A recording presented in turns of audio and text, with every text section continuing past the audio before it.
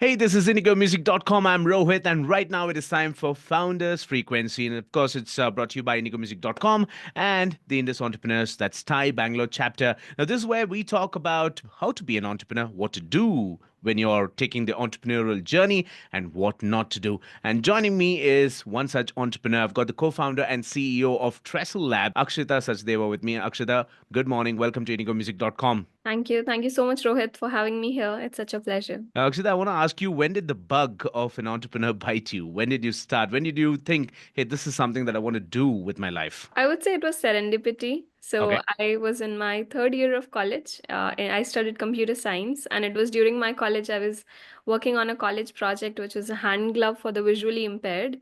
Oh, It okay. had a camera on the index finger, so you could just point and it would read and describe things. And it also had obstacle detection sensors. Things changed because I had no plans to take it up as a, entrepreneurship venture. Things changed when I took this little project of mine to National Association for the Blind in Delhi. And there was this little boy who used it, and he calls his dad and he's like, Dad, some scientists have come to my school. They have built gloves for all of us. I can read. I read a newspaper for the first time. I can do everything right now. And he turns around. Maybe his dad asked him on the phone, and he's like, Didi, ye mujhe kab milega? When can I get this? Uh, And that was when I thought, this is something that I find joy in. Though right. I just told him I'll come back to you, but that question really bit me, the entrepreneurship bug. And I decided that I want to use my technology skills to be able to create a difference, to create equal opportunities for people, especially people in rural, remote communities, people facing disability barriers. And that's how this journey started 7 years ago. And yes, Trestle Labs was born then. Tell me more about some of the things that you do at Trestle Labs. So at Trestle Labs, we make education and employment inclusive for persons with visual impairment. That's how it started 7 years ago. For them, we started building a technology product called Kibo, that's Kibo, knowledge in a box, wherein we give the gift of knowledge to empower education and employment for them. So you can imagine it like a magical talking table lamp. You Hmm. keep any document under it, whether it's printed or handwritten in any language, and it reads it out to you in any language you want. So I can keep an English book, hear it in Kannada, or keep a Marathi document and hear it in Spanish. And it does it on the fly. So it not only bridges the learning gap or content accessibility gap for persons with visual impairment, it also serves the need for people facing literacy or language barrier when we set it up in rural public libraries through government collaborations.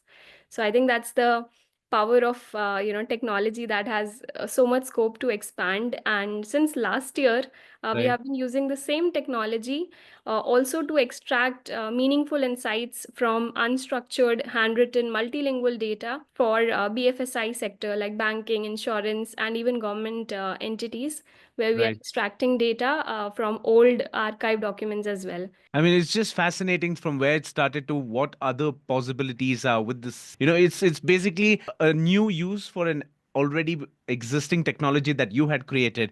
I think it's just fascinating. But tell me, when you started Trestle Labs as a co-founder, what are some of the challenges that you faced and how you overcome those challenges? I think the first challenge, especially for engineers Hmm. trying to become entrepreneurs, is we know how to build, but we don't know how to sell. So, Yeah, absolutely. I agree with you. I'm a mechanical engineer myself, and I get what you're saying. exactly. So I think that was the first challenge when we started talking to customers, those founder driven sales. You hang a bag on your back and you are, talking to people, trying to get more, your early customers on board. I think that was the hardest. Mm. What worked was when we tried to tell them, this is a product for visually impaired students. And they said, we don't have visually impaired, but we have students who are learning Spanish. And can you do something for that? We said, okay. So we went back and we added the ability to translate documents on the system itself. So Okay. then it started to, add value for them, Yeah. something that they would want to, that would add value in their life and they would want to pay for it. So I think that was the first big hurdle. And the second one I would say is, the journey from 0 to 10 is easy. Yeah. 10 to 100 is okay, but 100 to 1,000 is like hard. So I Yeah. think we are now 7 years in this journey. We are in that 100 to 1,000 journey, and it's And you're hard. bootstrapped, right? We are bootstrapped and we are profitable as well. Okay. Is it hard to be? I mean, there's one challenge here. A lot of founders say, especially on Founders Frequency, that it's hard to be bootstrapped and profitable. Is that true? I would agree to that. I mean, we have taken the hard route, Yeah. but we wanted to bake in profitability right from day one. So we have been profitable since 2019. That's July. That's when we started our sales, and since then our focus has been how do we bake in profitability? How do we have a strong unit economics? Something that a lot of founders try to achieve after raising investment, Mhm. and then trying to add profitability as an add-on becomes harder.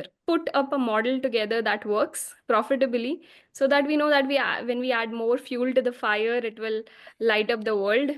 And that's something that our focus has been on. Fantastic. And tell me, what's next for Trestle Labs? What's happening, and where taking company forward? How are you doing it?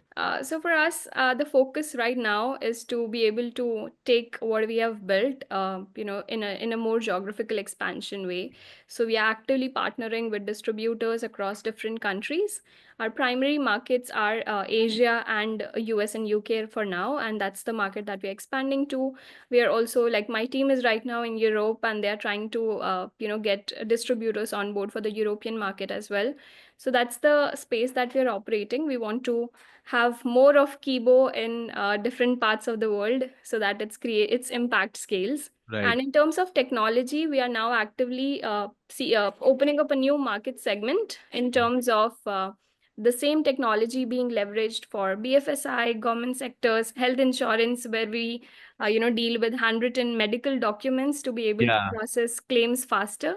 So Yeah, I because think nobody can read doctors what they write, except for the medical shop that's right next to the doctor shop. absolutely. No, I think in that sense, we have developed our own patented interpretive AI, which Okay. is able to interpret documents by understanding the entire context of the document and read it, through the mechanism of mind mapping, very similar to how a human mind works. Right. We look at a document, we cluster information, we try to deduce things, and that's how Kibo AI works when it comes to medical, legal, academic, or even archive documents. Right, fantastic. And before I let you go, Akshita, one message to people listening in, watching this, if they want to be an entrepreneur, especially in your forte, which is the AI tech, right?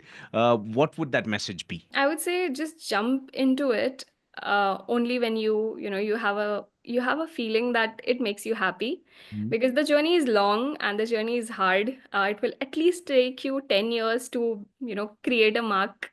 Yeah, And if you don't enjoy those 10 years of this journey, it won't be worthwhile. So do it, if it makes you happy. And if you are in it, be open to pivots, be adaptable, be flexible, listen to your customers, and just stay the course, and the journey will be worth it. But just fantastic. don't you know get married to your idea. Be Yeah. open to pivots, because the world will tell you what it needs and what it can pay you for.